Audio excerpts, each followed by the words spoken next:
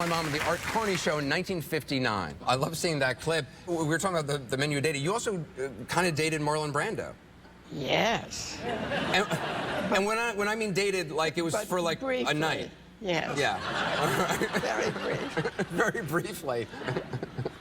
My mom had been married 3 times and had 2 kids. And then one night at a dinner party, she met my dad. Take a look. Well, let's look at some photographs of me and Daddy.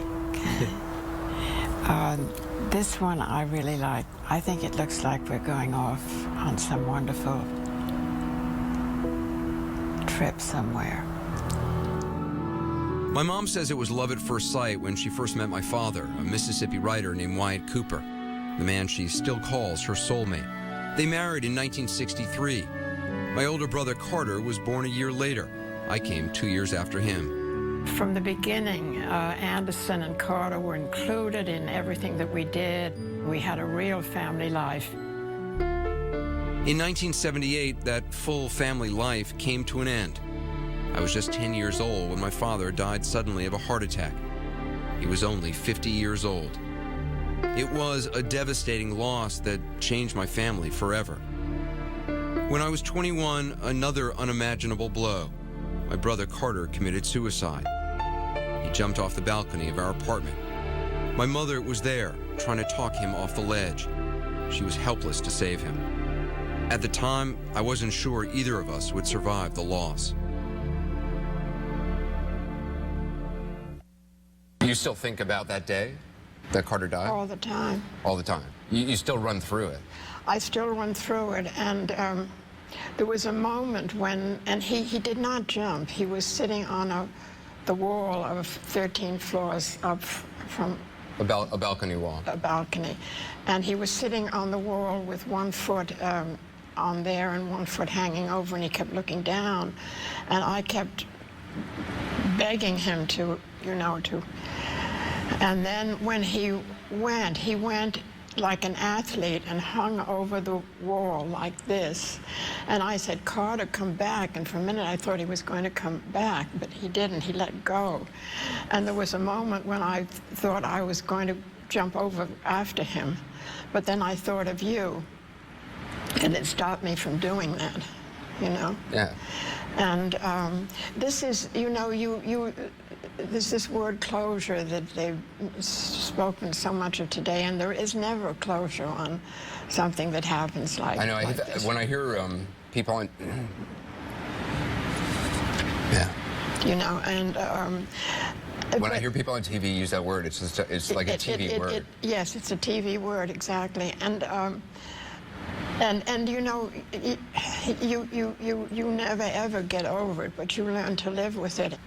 Last week, we did a show, and after the show was done, I got word that there were some people in the audience who had stayed after who wanted to talk to me. A woman named Karen and her daughter Lauren.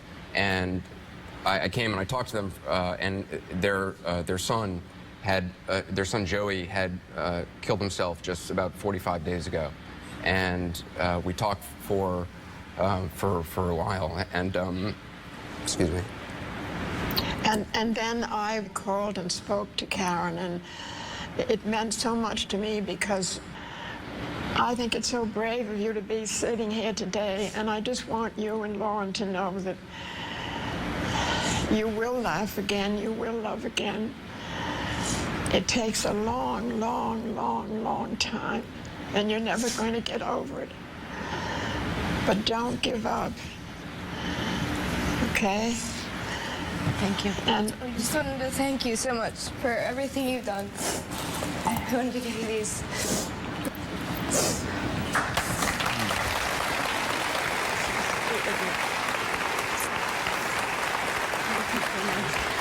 you're wonderful. I'll be in touch and leave you in good prayers always. Thank you so much. How do you survive things? Because, I mean, I think my brother's death really, in many ways, and my dad's death before it, kind of propelled me into becoming a reporter, propelled me into traveling around the world and talking to people who are facing issues of survival, who are facing loss, who are facing wars or disaster. And I constantly, even now, I mean, he died in 1988, and I still am, asked that question all the time, not only of what happened and why, but to other people of how you survive. It's so important to try to understand how to survive the worst, because we all face obstacles in one way or another, and for me, that's the key is to survive, and how do you do that?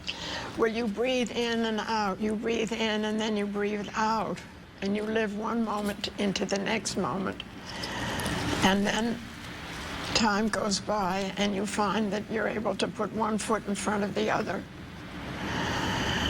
And So what's incredible though about you, Mom, is that you have survived so many things. This custody battle when you were 10 years old. I mean, the loss of your father when you were an infant, the loss of Carter, of my dad, your husband, and so many others. And yet, it hasn't made you tough. It hasn't hardened you. You're still open to experience and open to new loss and open to new heartbreak and to new love. And you still believe that the next great love is right around the corner. absolutely.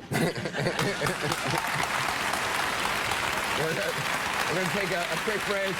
We'll show you how my mom has influenced my career, and we have a bunch of surprises for her as well ahead. We'll be right back.